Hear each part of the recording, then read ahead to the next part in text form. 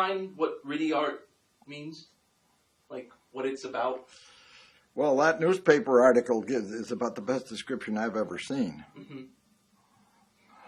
If you want that. Well, I mean, in your own words. No, well, it started out as the telegraph operators they were on duty on Christmas Eve over the holiday. They had nothing to do. Nobody was sending a telegram out particularly. So they made up these pictures to send to each other from one telegraph operator to another around the country or around the world. And that's where a lot of these original, all the stuff in that newspaper there, most of that was done way back then by fellows like that. And they sent them to each other. And that was teletype in those days.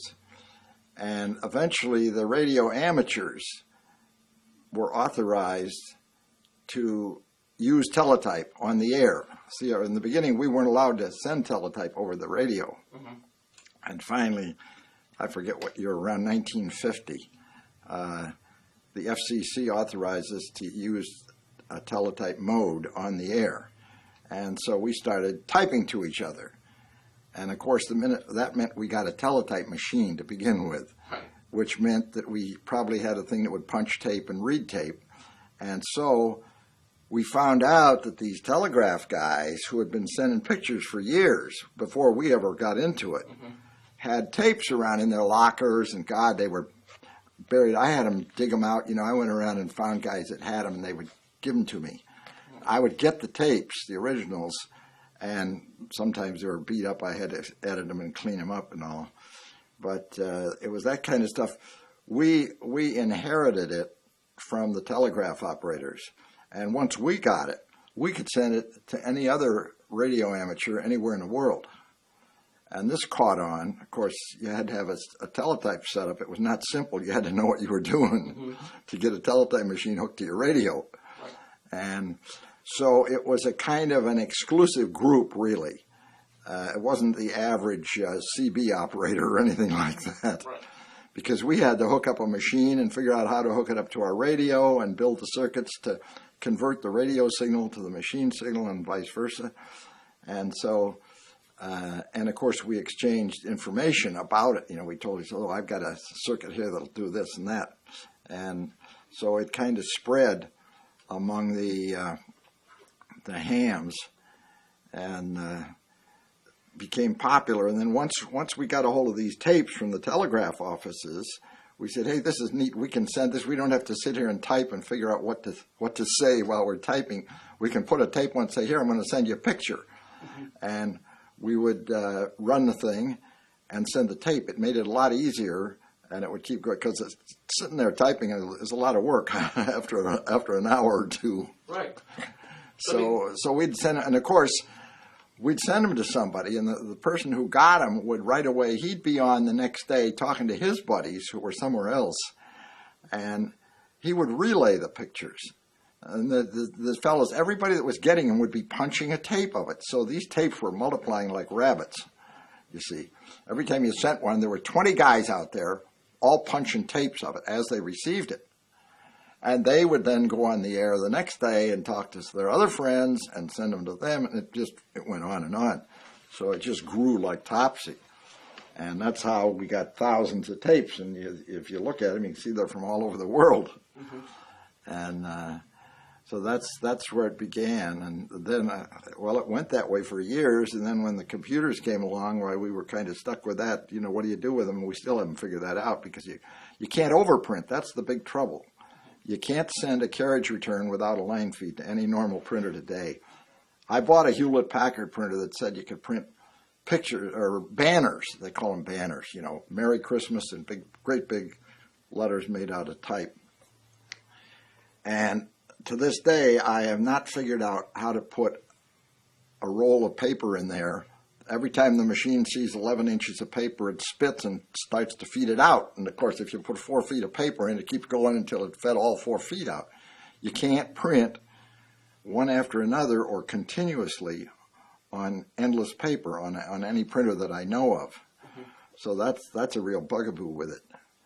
And so unless you have an old machine, there are a lot of fellows that are still running old teletype machines. They can handle them. but that's not computers, that's on the air and so on. So it's a problem. Now, as you said to me before, typewriter art precedes teletype art. Yeah, well, this is teletype. Typewriter, I don't think there ever was typewriter art. I mean, that's an awful job. I mean, you can't reproduce it, you see. That's the trouble. Right. You can type out a picture and, like, spend hours. I know it tells how many hours they spent doing that picture of Roosevelt. You can't give it to anybody, and, you know, you can't reproduce. You can take a photograph of it, but that wasn't the idea. Mm-hmm. But with the teletype, like I say, you could punch a tape of every key you hit. And so it was real easy to say, oh, here, I'll send it again, or you send it, or I'll relay it. And so it could go on and on. And the idea of having it encoded into Baudot code, we use almost all these originated in Baudot, which is a 5-level code, 5 bits to a character. ASCII, which computers use, is 8-bit. And that became a big headache when people got ASCII teletype. There are ASCII teletype machines also, printers.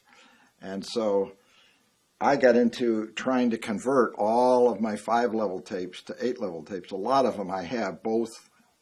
They're wider. The tape is wider.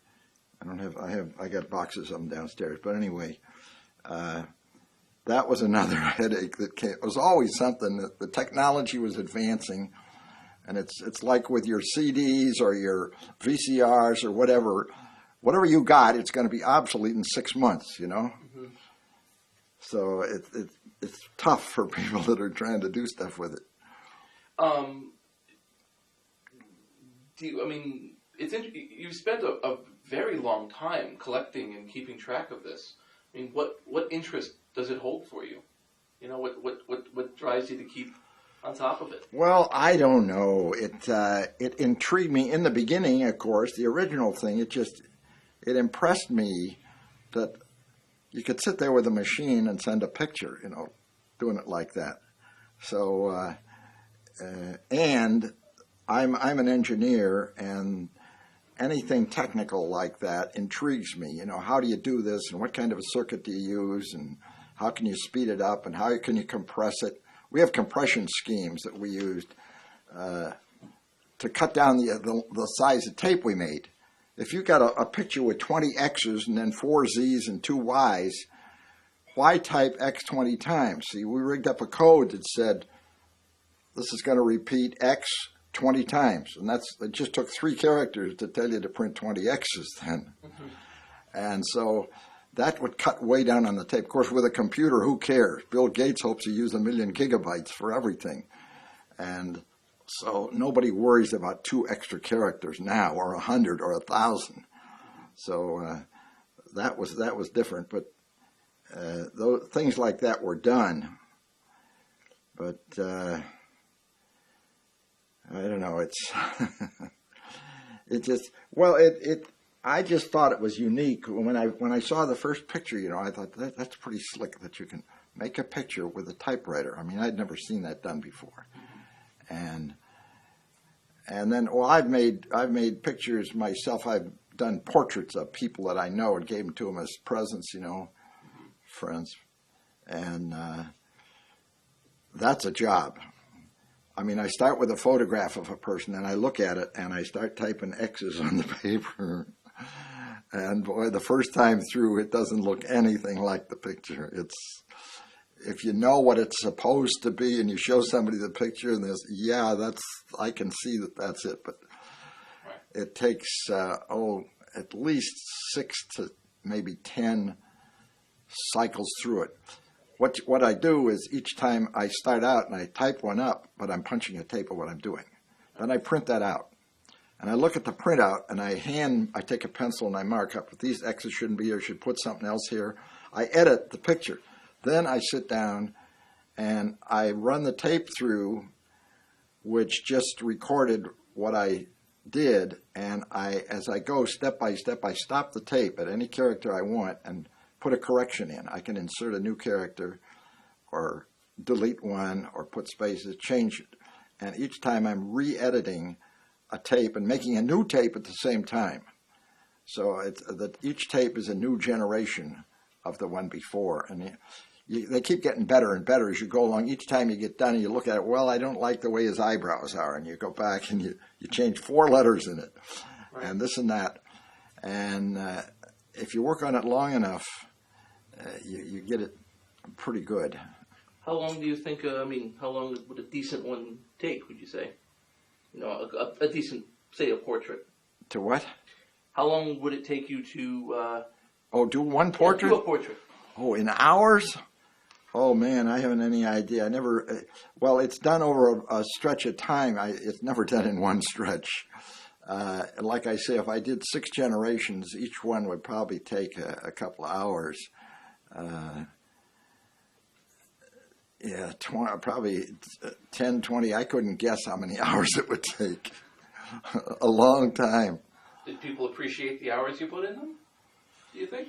Oh, I think so. Yeah, I've given them to friends. Very few. I've made a few like that and given them. Of course, you'll find pictures of John F. Kennedy, and Franklin Roosevelt and that kind of stuff. Right away, everybody's making pictures of them, and they would just take a picture out of the newspaper and work from that. Well, I always worked from a photograph. I had to have a photograph. I never tried to work live. I couldn't have you sit there and, I'll type. Well, yeah, that'd be impossible. Right. But the first thing is to get a good original of whatever you hope to do, and then work from that. And there's a lot of tricks to that. Now, one of my buddies who's dead, we call him a silent key when they die. He was a real artist. He's made a lot of these pictures. He was in California. And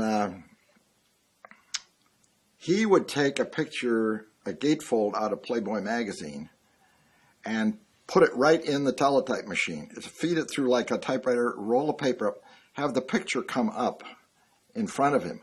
Mm-hmm. He sees it, and he decides, he's looking at a spot on the picture, and what should I type there? And he would hit a key. He would type right on top of the picture. He'd ruin the picture, of course, but he would type on top of it and go down, go through, and while he's doing this, of course, he's punching a paper tape, always getting a record of it. Then he would take the whole thing out, run the tape through and print it on plain white paper and see how good it looked. Then he'd do like I had been doing, go back, well, this is wrong here and this needs a little fixing. Gradually fine-tune, because you run the tape through and you just stop it where you want to make a correction. It's easy to make changes. Were there any favorite subjects people like to do that you noticed? Well, there's all these categories that obviously the gatefolds was a subject. Where's my index? They're broken down inside there. They're listed in groups that way. So you can see, I think I had one copy where I counted how many there were. I don't know what. Well, I see that you also, when you tell people how long it's going to take to make. Oh, yeah, that's critical.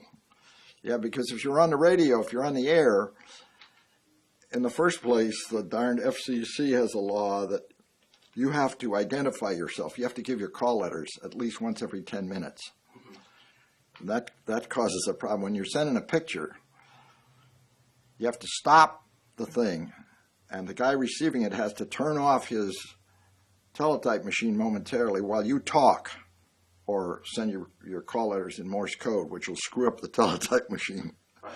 And then he's got to restart it, and you got to restart, and you got to stay in sync. His machine's got to be right where it was when he shut it off, and you got to start right on the letter that you were on. So you stop the tape, and you make a voice announcement. It was a big mess. But then they allowed us to identify in what we call narrow shift. And our normal, originally the teletype signals used 2 tones, 2 frequencies that were 850 cycles apart, 2125 cycles, or hertz these days, and 2975 hertz. That's 850. Then they decided to use, it was interfering on the band. That takes a lot of bandwidth. So they wanted to use less bandwidth, so they dropped from 850 to 170. Now, these are all standard frequencies that have been used by the Bell system for years. We had standard on landline circuits. So we dropped down to 170 shift. We stayed with 2125 for the mark frequency. mark is what you sit on steadily when you're not doing anything. It's a steady tone, 21.25. Then instead of going to 29.75, we went to 22.95, which was 170 higher than 21.25. And so we used that, and that, then we figured out another trick that, I don't know what you would call it, but it was to meet the FCC rules but not give us trouble. So we said, okay, I can hear less than 170 shift. So all I'm trying to send my identification for is for the other guy to hear who I am, or for the FCC to hear who we are. So we dropped it down, and we sent our call letters in maybe a 60, 70 cycle shift, way narrower than the teletype took. So the teletype sat there and said, well, he's still on 21.25 all the time. We were going from 21.25 to 21.65 or something. Right. A very little tweedle, very tiny. And so that didn't disturb the picture or anything. It didn't disturb anything. And that was accepted. So that's what we used to do all the time with this stuff when we were sending it on the air, because it'd be a mess. Especially when one guy's sending. When Don Royer was sending out in California, he would send on Sunday afternoons. There are 25 people copying him all the time. If he's got to stop and identify, they've all got to be in sync with him. You know, and somebody's going to get screwed up for sure. So the narrow shift ID solved that problem. Now, you know, when do you you've obviously gotten more information since then, but when did you first personally find out about this art form? Like when do you remember when you first heard about it?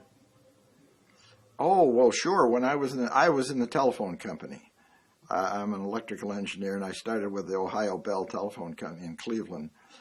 And well, when I was still in school is when I got my first teletype machine. I found it in the junk heap outside the electrical engineering building. They had, you know, stuff was being donated to the school like it always is. Companies give their surplus junk to them, and they'd pile it up out there. And I was really part of one. It was about 3/4 of one. I had this thing. And so when I got in the telephone company, of course, I met the hams, the radio operators, right away. They always tend to get together wherever they are, you know. Up at Bell Labs here, we had a club, you know, the Amateur Radio Club, and I was in the telephone company, we had a radio club. So you always find out anywhere you are who the other guys are that are hams. So in the telephone company, I found out who the teletype repair guys were and which ones of them were hams. I mean, I knew some that were hams, and they happened to be teletype repairmen. They were handy people to know. So if I needed a part or something, oh, yeah, I'll get you the part. You know, they could get anything they needed. And so we started with them, and our original, well, the original, that newspaper article gives you the best beginning of how it all started, you know, that these telegraph operators sent this stuff, and we were simply taking over or adopting the telegraph technology. Teletype is what they were using. And those fellows, the Western Union fellows, had been doing this before it was ever allowed on amateur radio or anything. And of course, who had a teletype machine? I mean, that was another big problem in the beginning, how to get a teletype machine. Because the telephone, the Bell system, the minute they quit, it's like your telephone. When they quit using it, they smash it. And that's it. Nobody's going to get to reuse it because they don't want any competition. And so we made special arrangements with a lot of the telephone companies that we signed a release that said we agree and guarantee that we'll never use this for commercial service and we'll only use it for amateur radio and that kind of stuff. So when we would sign something like that, we had contracts with them where they would give us a discarded machine. That's how we got our original ones. And so we picked it up, and once we had them, we found out about the pictures, and this was a kind of a sideline, really. I mean, when we started on teletype, I don't think anybody knew that the idea of sending pictures existed. It was to talk to each other. Heck, we could type, and you could read out the message and type back to the fellow and have a copy of the whole thing. I got miles and miles of paper with conversations on it with people. And So that's how it started. And then, like I say, we heard about the pictures and thought, well, that's pretty neat. You know, I'll see if I can get some. And like I say, I went around to the telegraph offices and found the guys had tapes in their drawer, their desk drawer, that they used at Christmas time, like it says in there. And we picked them up. That was the beginning. From the Christmas pictures that the telegraph offices sent. That, again, that newspaper article is very accurate. And once we got that, then, of course, we said, well, you know, I'm going to try to make a picture of XXX. And all the first ones were really kindergarten-like, you know. And so it grew from there. And it went all over the world. And I don't know, it just, that's where it went. And, of course, it got hit by computers, and that was another story, which is, it kind of was the end of my story. Right. Oh, so, yeah, I mean, for you, it seems, I mean, in our conversations, it really seems like you that once computers get in on it, it's not as much fun or of interest to you. No, well, it didn't involve any skill at all. You know, what the hell? Anybody can take a picture of something with a camera. Does that mean you're really skilled and smart and knowledgeable about everything? You know, I mean, trying to make one of those is not trivial. Mm-hmm. The contest you co-ran for a number of years. The what? There seemed to be a contest you were... Oh, well, we had contests.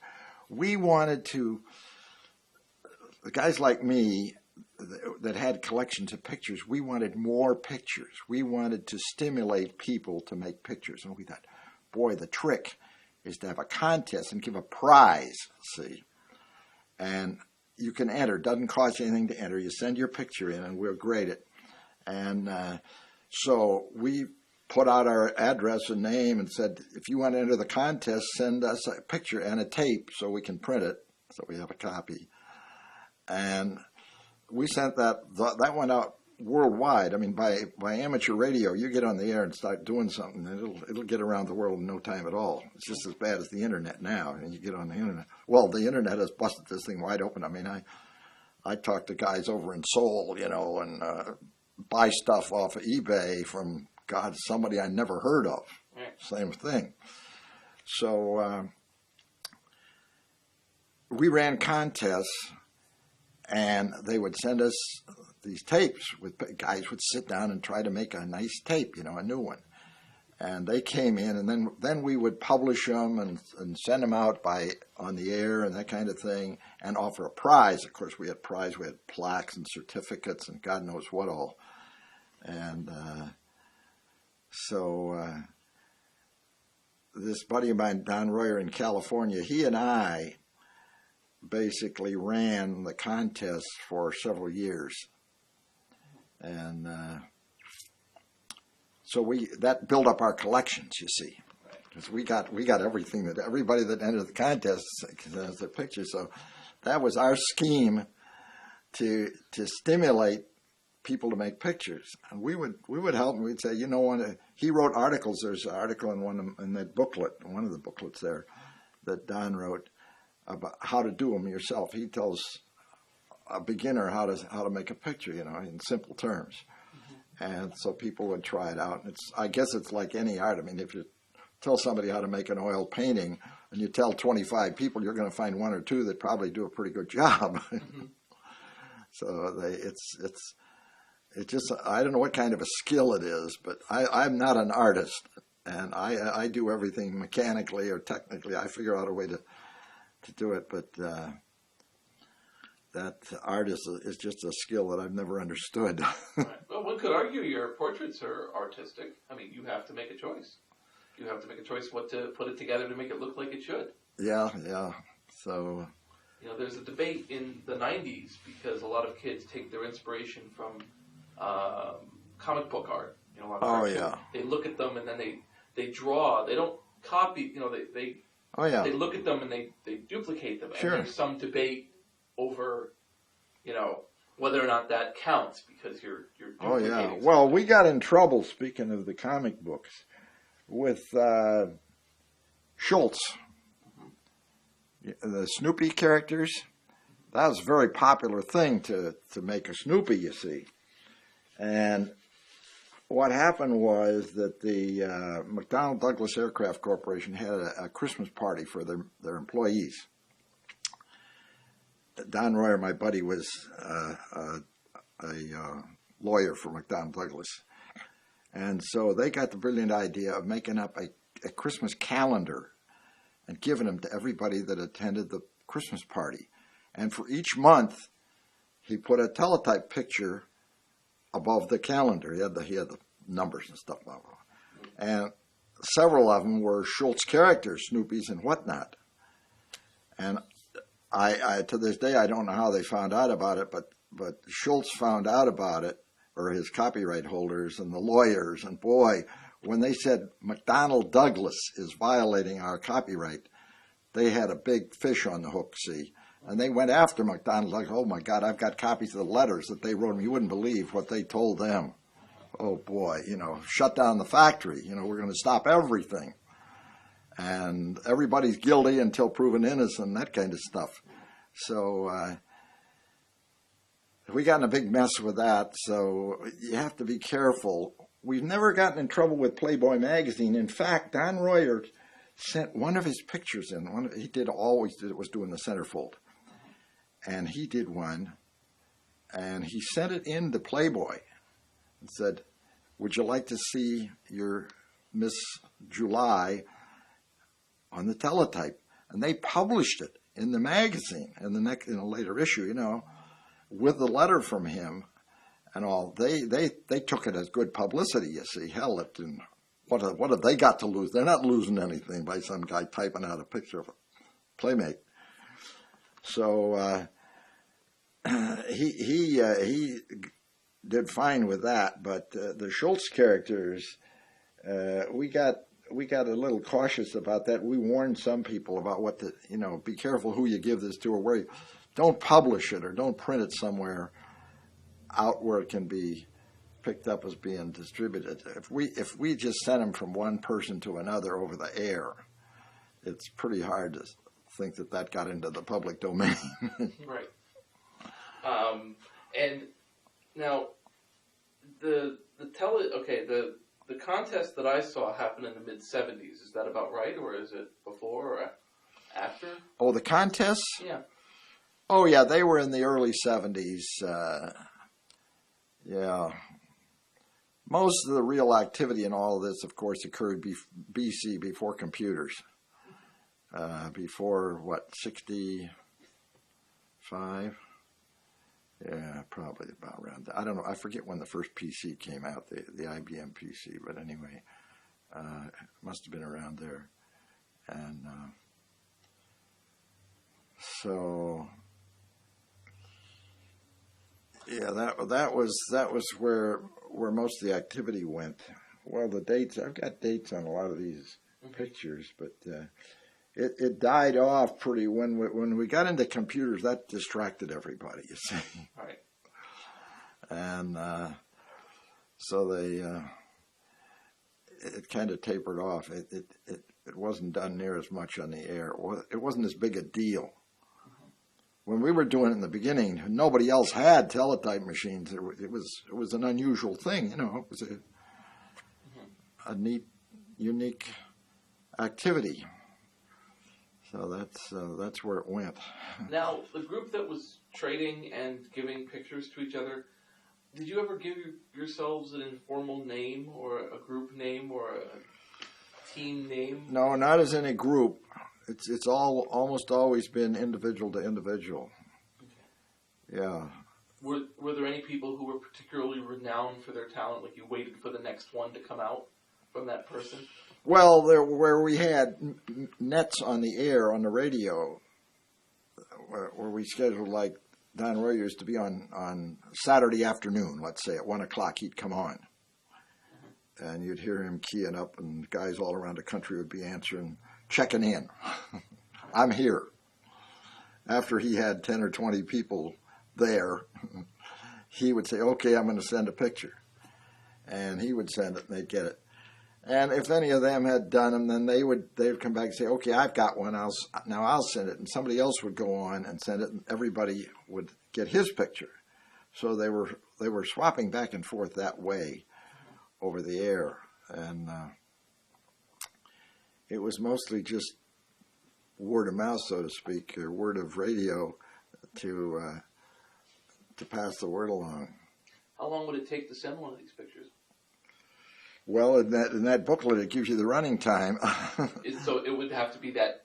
Oh yeah, that's what it would take. Okay, so 14 minutes. That's why you needed that, to know how long it was going to be. 4 minutes or 11 minutes. Yeah, because it was all 60 words a minute, you know. I take it that you don't pay attention when the colored text comes around. When they can send on the computer, they can send a character string that means make this blue. Oh no, we never got into color. Right. There were a few attempts. I've got a couple of pictures that fellas did. You see, on a typewriter, you have a red and black normally, and some people managed to take a picture and do it. Well, they really made two pictures. They made a red picture and a black picture, and you put the paper back in, and hopefully it was in the same position. No way. And print the red first, and then you run it through again, print the black, because the teletype machine cannot change colors. A normal one can't. Right. So, no, we never got into color. That, to me, that kept the thing being a skill or an art. In other words, you had to do the best job you could do with what you had. And color would have just complicated it more. But we managed to do quite a good job with just the characters that were available on the teletype. Now, that's the other thing that happened with ASCII. Mm-hmm. On ASCII, you've got all kinds of little quotation marks and symbols, X's and slashes and bars and vertical lines and horizontal lines and all other junk. And so they started using those. Well, a lot of the ASCII pictures were done by an optical scanner. They had like a camera that scanned a photograph, and they had a computer program that said, okay, that's gray level 7, and that'll be a semicolon with a hyphen in the middle of it. See, they assigned codes to give them every density of white to black that they could get, and it made a very complicated picture. But it was all done by a machine. There was no human skill, no artistic. You know, what's the difference between an oil painting and a camera photograph? Sure, a camera photograph is exactly real and right. You know, what do you want? So why do people pay money for an oil painting? Christ, they could get a photograph easily, cheap. Right. So it's a very similar situation. It's art. It's really art. That's a standard term that's used for it. So there it is right there. Typewriter art, see? Yep. So, I don't know where that book came from. I just found it. I didn't know I had it. They got a bunch of stuff in there. But it's been written up and published numerous places. Is there something about RIDI art that you think people should really know about? You know, in terms of historically, like. Well, just knowing that it existed, and then after that, having some comprehension of how it was done and how it came about, I think is the real thing. With computers here today, this is no turn on for a young kid. I mean, to us, it was amazing when we did it. You know, gee whiz, I can send a picture by typing.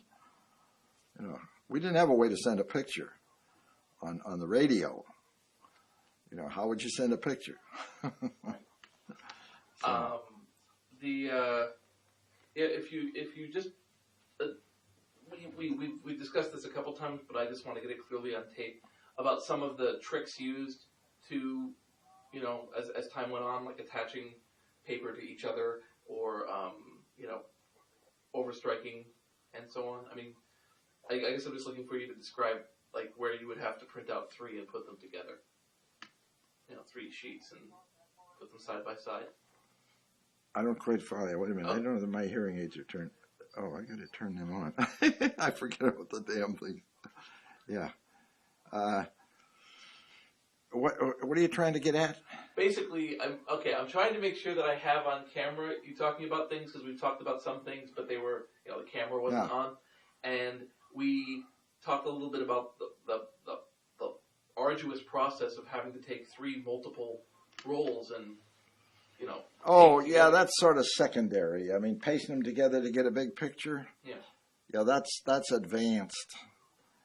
That's not your average. You can see the stacks of pictures I got there. Most of them we figured out how to get them in a single strip. They were quick. We knew it was going to be complicated. If somebody gets this and they got to paste it together, it'd be 1 out of 10 will ever get it right. And they'd get on the air. Well, I got part 1, but I need part 3. Send it again. My machine loused up, and it complicated it a lot. They were, I don't know what you might say the main use for them was. They were just an end result to an end technique to show that you were able to make a great big thing with a lot of stuff in it. Don Royer, my buddy in California, I looked for his. I don't have a print of it, but he did one of Dana by Rembrandt, which is a big, wide thing. It's 4 panels wide, I think, at least 4, maybe 5 or 6. And Dana is a nude lying on a couch. It's a very famous painting, and I don't know how he must have spent many hours making this thing, and it was several panels wide. And he finally took it. I couldn't find my postcard. He took the picture and photographed it and had it printed as a postcard or a QSL card for a ham for radio. And it looked almost like a photograph of the painting, and it was a picture of his teletype printout, which is really, really good. But there are very few people who are willing to spend that much time. I mean, when you look at a lot of those pictures, they're pathetic, they're kindergarten kind of stuff. And there were very few people in it that were good at it. A lot of them were just one after another of junk, You can flip through those pictures and see there's the ones that are really interesting or impressive are few and far between. How many people do you think were in the whole scene? How to what? How many people do you think were involved in it? Oh, God. Oh, man. It's worldwide, you see. I don't know. I mean, it'd be thousands in the United States. There were hundreds. I have no idea. I don't think anybody ever tried to count or figure out. Then you'd have to figure out, well, who, how do you define them? How do you identify them? Who? The simplest thing you could do is go through my index there, my book, and find how many different names or call letter guys you could find in there. You'll see. I mean, you'll find WA6PIR in there time after time. You see, you give him one. He's one guy. Right. Okay, I'm K2AGI. You find me in there, and you find each one. If you could find how many different names or calls there were, you'd have some idea, but I don't know what it would tell you. Right. Well, this listing you have here goes to 1981, so you're definitely doing it up into the 80s. Yeah, that was my last. That's the last printout of my listing. What's the highest number in there in the back page, last page? 964. Yeah. Now you see all those with no time after them. If you back up a few pages, you'll see that I show the time after some of them. Right.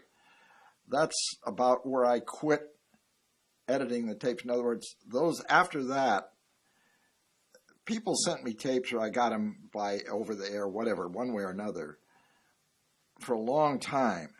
And it's a hell of a job to clean them up, to take out the errors and the mistakes, because I insisted on all my tapes being perfect. And I spent hours and hours and hours running the tapes through and redoing them and manually making corrections and updating. So if they have not been edited, then of course they're not timed, because I timed them when I edited them. Mm-hmm. And so there's a lot that were never cleaned up, so to speak. Right.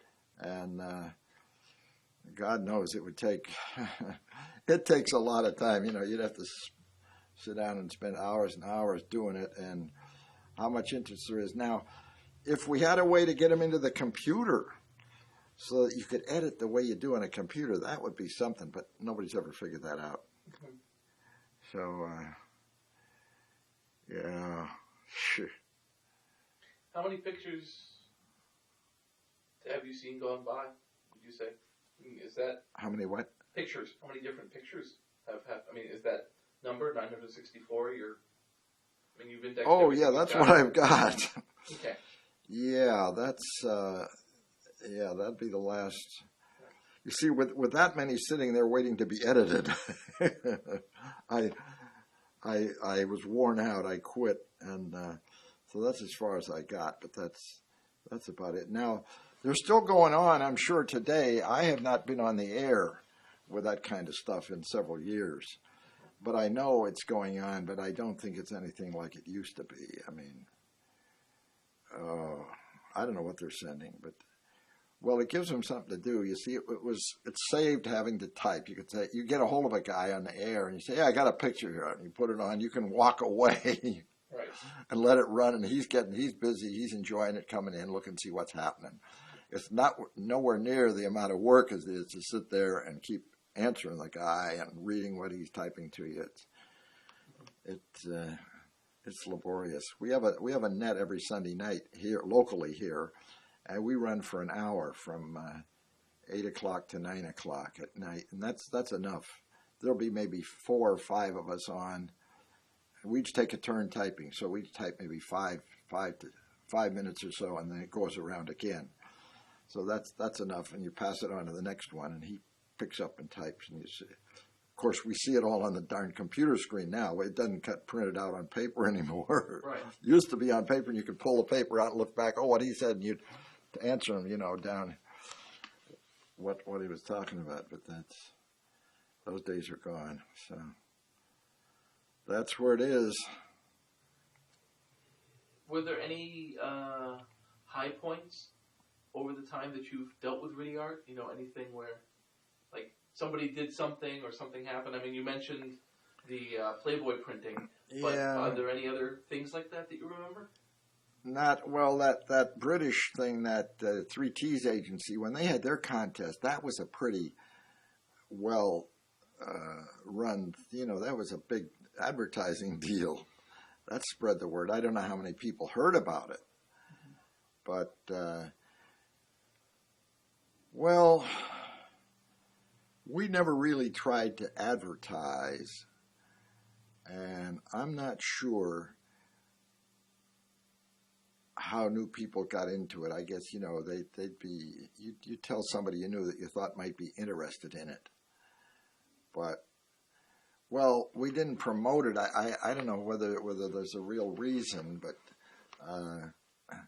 most of amateur radio is kind of a crowded thing. And there's groups that are on the air that use the radio, and they talk to each other, and you try to get on, and they'll throw you out. They'll tell you, get the hell off of here. This is our net. That kind of stuff, see. And you got the weirdos, that got all foul language and everything else. And, well, we had them in the Riddy pictures, too. God, we had pornographic pictures that they were sending that were sickening. And they thought it was big stuff. But, you're always going to have somebody like that. God, look at the Internet. Oh, Jesus. Right. It's the biggest thing on it, I guess. That's what they say. So that's what turns them on. But,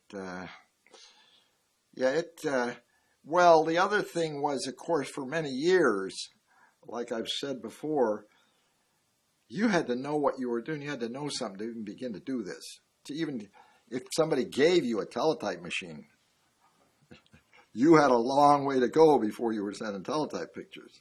You know, what do I do now? I got this machine. I've helped a lot of people get the machines going.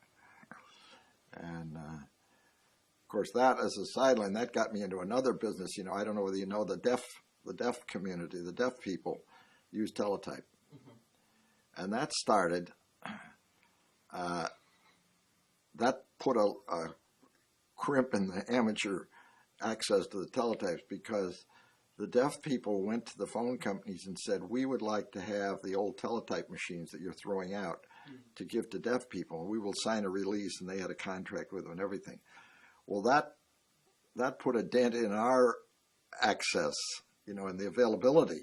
There are only so many being thrown out every so often. And so we had competition. But the minute I heard that the deaf were using them, I was at Bell Labs up here. And I right away ran into a deaf fellow up there that was a scientist. And he was in his lab. And at that time, a fella in California who was a radio amateur, and he was deaf. He had realized that this would be a real thing for the deaf people if they could use teletypes to talk to you. Deaf people can't talk to each other over the phone. Right. So he was a sharp guy. He designed a whole circuit and a thing in a box with an acoustic coupler that you take an ordinary telephone, just stick it in it, you know, and sit there and type. And so it was an arrangement where if you bought a coupler from him or from a company that he had, and you got a teletype machine from the local phone company, who most of the companies sort of went along with, they set up arrangements for deaf people to get machines. But the deaf people still didn't know how the hell to hook them up. So a few people around that worked on teletypes and so on began to help the deaf do it, and that's what happened to me. I said, oh, geez, this is neat. These guys can use. So I went to this fella at the labs, and I said, I can set up a teletype machine for you, you know, in your house and get it working.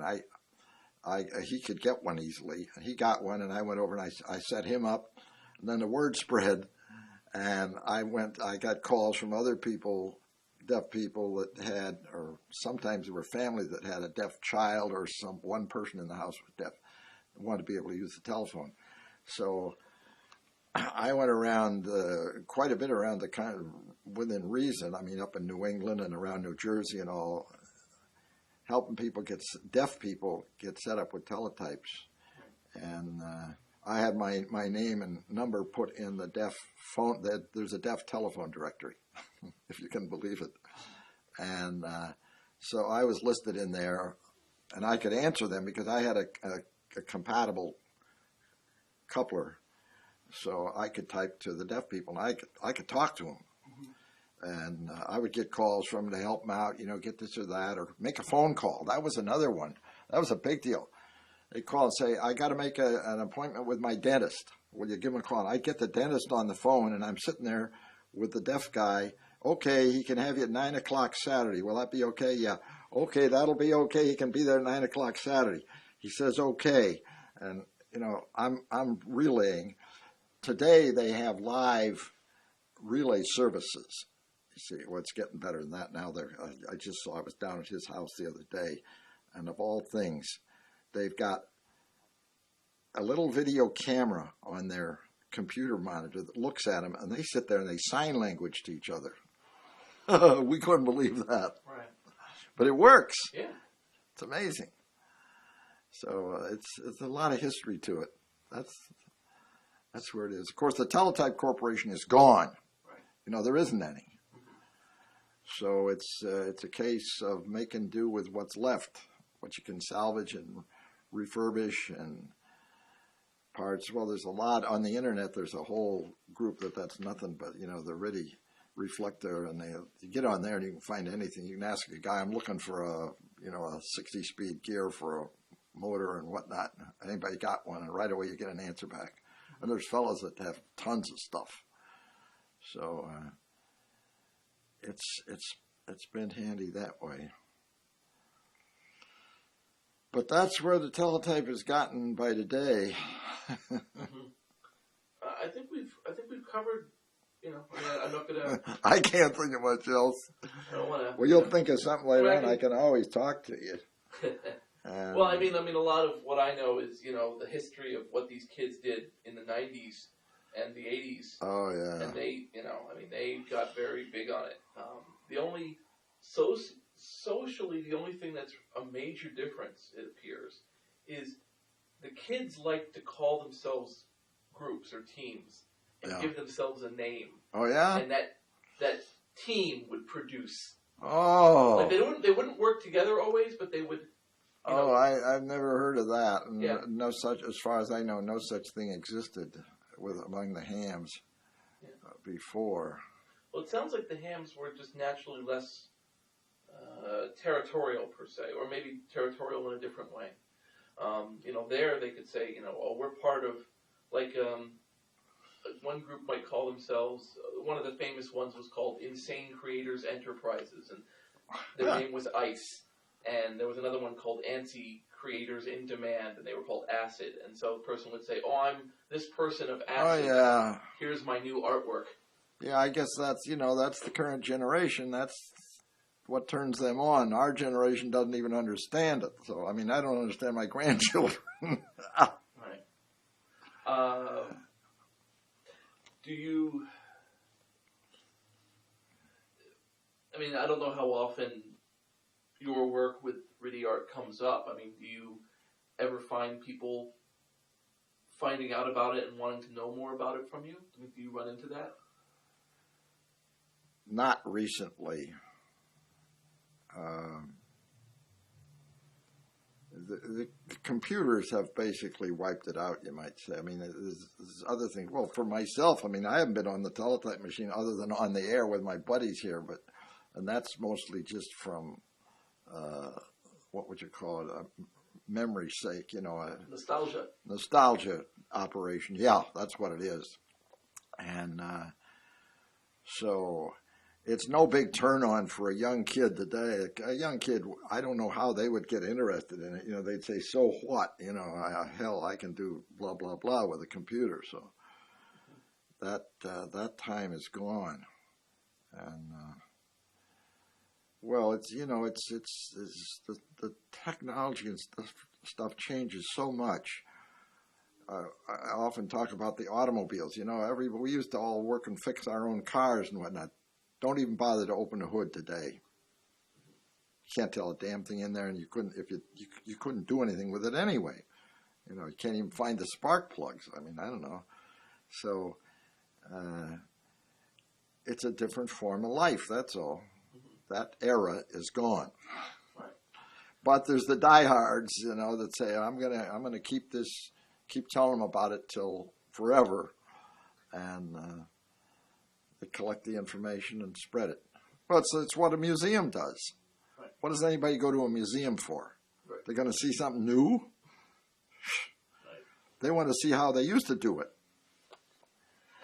Now, at the time that you were doing all this, you must have felt that you were on the cutting edge of technology and, ahead of it. Yeah. We were trying to figure out better ways to do it, And, but I think we still appreciated the artistic skill in the picture business. I mean, versus using a camera or doing a scanner or something like that. You see, we didn't. That was cheating. That was I don't know what it was, but it wasn't part of the game. I mean, hell, suppose you take these sailboat races that they have over in Australia or whatever. You've seen them out going. They go like crazy. They're nuts. What do you need a sail for? I can beat any of those boats in a damn motorboat like crazy. So should I have a motorboat? No, they want to sail. It's the same idea. They want to do it the old-fashioned way, if you want to call it that. Of course, it's old-fashioned when they got these super fiberglass, whatever the hell they are, sail. Everything is ultra-modern materials and technology, and they got computers controlling everything on the boat. But, they're still out there getting wet. They're doing it. It turns them on. So that's where it's gone. Yeah, it was an era. And I guess about all we can do is look back at it, you know, and say, well, we had a lot of fun when we did it. Right. And today, well, you know, the kids are turned on by other stuff today, and it doesn't get me at all. I mean, I can't understand how it's so exciting. I mean, I look at some of the music that comes out, you know, the songs. I can't even figure out how they're songs. But they're ranting and raving about them. Mm-hmm. And I used to think Peggy Lee and Benny Goodman and Jimmy Dorsey were great stuff. But these kids today would say, what the hell's that? And your counterpart in California. Don Royer? Don Royer. Oh. I just well, his part of things.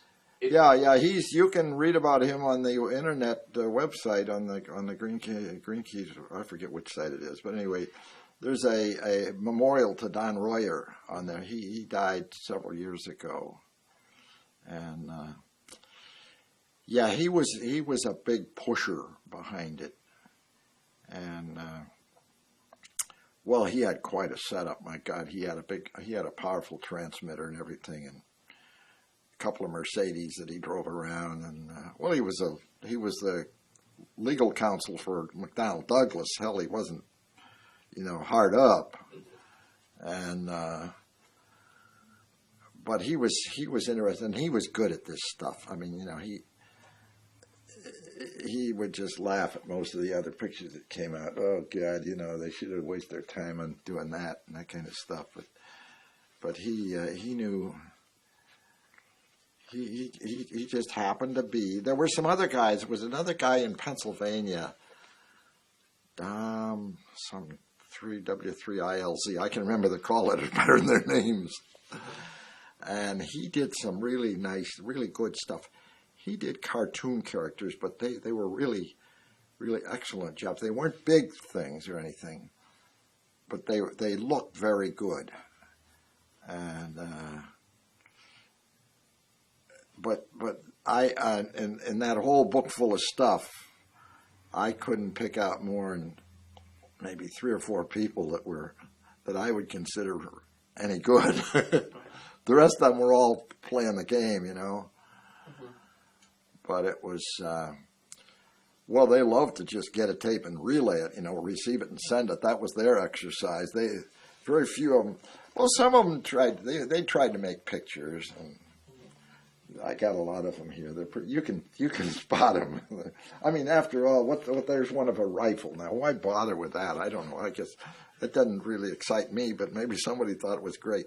Right. And whatever their interest was, I had a couple of buddies that were antique car nuts, mm-hmm. and they made pictures of antique cars. They were pretty good. So I guess if somebody had a reason to want to do it, he would do it. But I don't know. It's a strange kind of a hobby, I guess. My wife always thought it was.